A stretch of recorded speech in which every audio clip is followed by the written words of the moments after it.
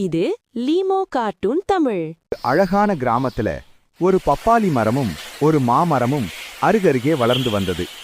அந்த கிராம மக்கள் இந்த இரண்டு மரங்களுக்கும் தினமும் தண்ணீர் ஊற்றி அன்போடு பார்த்து வந்தார்கள். சில நாட்களில் இரண்டு மரங்களும் காய்க்கத் தொடங்கின. பப்பாளி பழமும் மாம்பழமும் ரொம்ப சுவையாக இருந்தது. ஆனா மாமரத்துக்கு மட்டும் கொஞ்சம் கர்வம் வந்தது.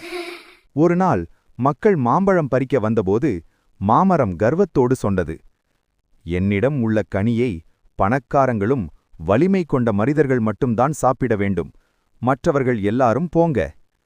இதைக் கேட்ட கிராம மக்கள் மனம் உடைந்தார்கள். நாங்கள்தான் உன்னை சின்னச் செடியிலிருந்து தண்ணீர் ஊற்றி வளர்த்தோம், ஆனா நீ எங்களுக்கு பழம் தர மறுக்கிறாய், இனி உனக்கு தண்ணீர் ஊற்ற மாட்டோம் என்று சொல்லிப் போனார்கள்.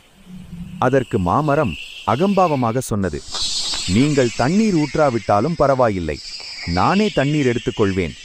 சில நாட்கள் கழித்து மாமரத்துக்கு தண்ணீர் கிடைக்கவில்லை. அதனால் மாமரத்தில் நோய் தோன்றியது. இலைகள் உலர்ந்தது, காய்கள் கெட்டு கீழே விழுந்தது.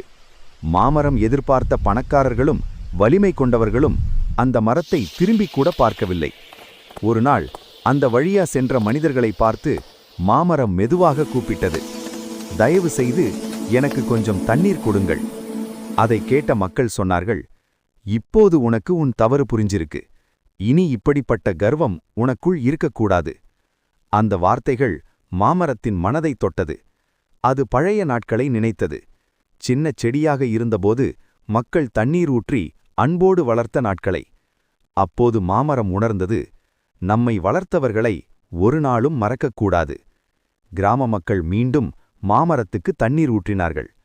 காலப்போக்கில் மாமரம் மீண்டும் குணமடைந்து அனைவருக்கும் சமமாக கனிகளை தரத் தொடங்கியது.